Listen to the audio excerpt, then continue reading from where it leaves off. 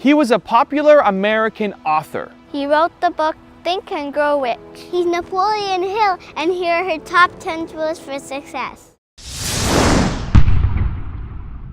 A definite purpose must be accompanied by a definite plan for its attainment, followed by appropriate action. Now, you have to have a purpose, you have to have a plan, and you have to start putting that plan into action. And ladies and gentlemen, it's not too important that your plan be sound. It is, in fact, it's not too important. Because if you find that you've adopted a plan that's not sound, that's not working, you can always change. You can modify your plan. But it is very important that you be definite about what it is you're going after, what your purpose is. That must be very definite. Learn to adjust yourself to other people's state of mind and difficulties so as to get along peacefully with them and to refrain from taking notice of trivial circumstances in your relations with other people by refusing to allow them to become controversial incidents. Great people always avoid small incidents of controversy when possible. If you want the mind to pick up an idea and to form a habit so that the mind will automatically act upon that idea, you've got to tell the mind what you want over and over and over again. No end to it.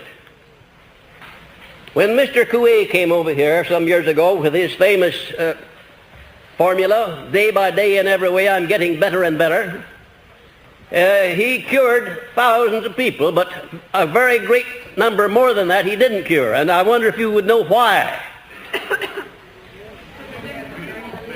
There was no desire, there was no feeling put into that statement. You might just as well blow in the wind as to make a statement unless you put some feeling back of it.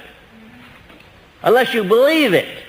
Procure a neat, pocket-sized notebook, or something on the order of this one here, loose leaf affair. And on page 1, write down a clear description of your major desire in life. The one circumstance or position or thing which you will be willing to accept as your idea of success. And remember before you begin writing that your only limitations are those which you set up in your own mind or permit others to set up for you.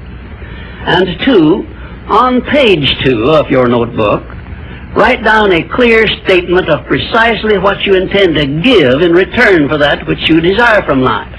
And then start in right where you stand now to begin giving. And 3, memorize both of your statements, what you desire and what you intend to give in return for it. And repeat them at least a dozen times daily.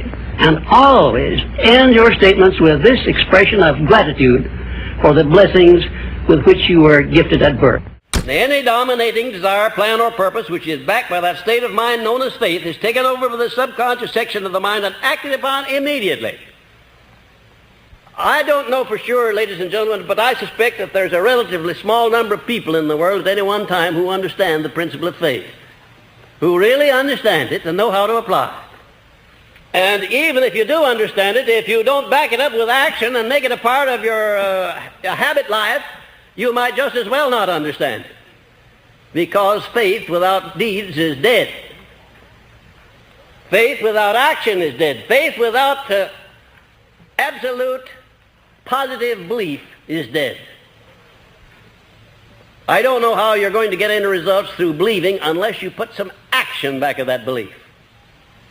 And incidentally, if you tell your mind often enough that you have faith in anything, the time will come when your subconscious mind will accept that, even if you tell your mind often enough that you have faith in yourself. Had you ever thought what a nice thing it would be if you had such complete faith in yourself that you wouldn't hesitate to undertake anything you wanted to do in life? Had you ever thought what a benefit that would be to you? Your personality determines whether people are attracted to you or shy away from you. It is the show window in which you display your character to the world, and it is the one thing which distinguishes you from all other human beings. It is your trademark by which people recognize you, and it is the thing which determines your success or failure in selling yourself through life. Therefore, you should see your personality just as others see it, so you may improve it where it needs improvement. If you would sit down and put an hour by hour account of the actual work that you put in each day for 1 week, and then an hour-by-hour account of the time that you waste that you could devote to anything you want to if you wanted to, badly enough, you're going to get one of the shocks of your life.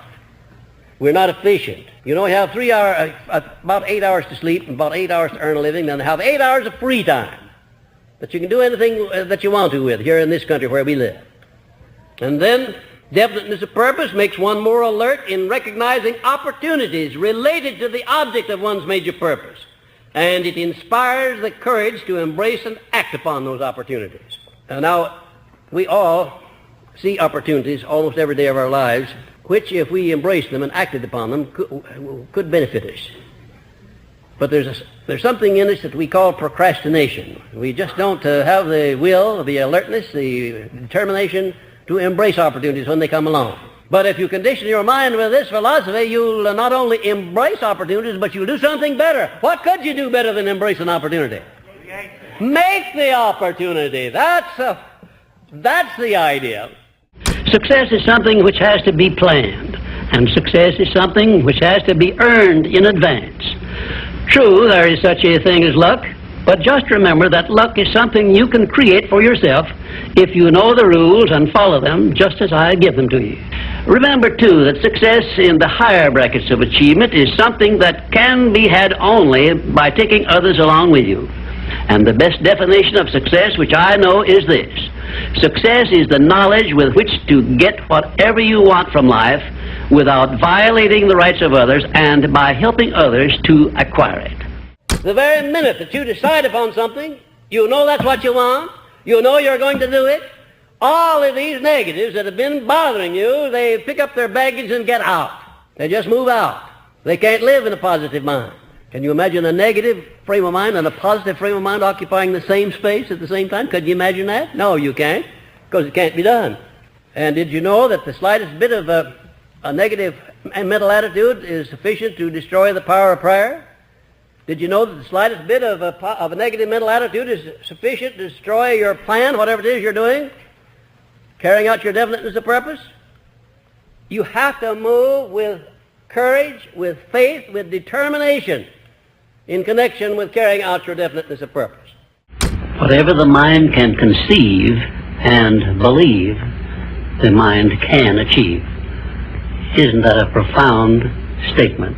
You will notice that it says nothing about the need for education, but simply that whatever your mind can conceive and believe, your mind can achieve.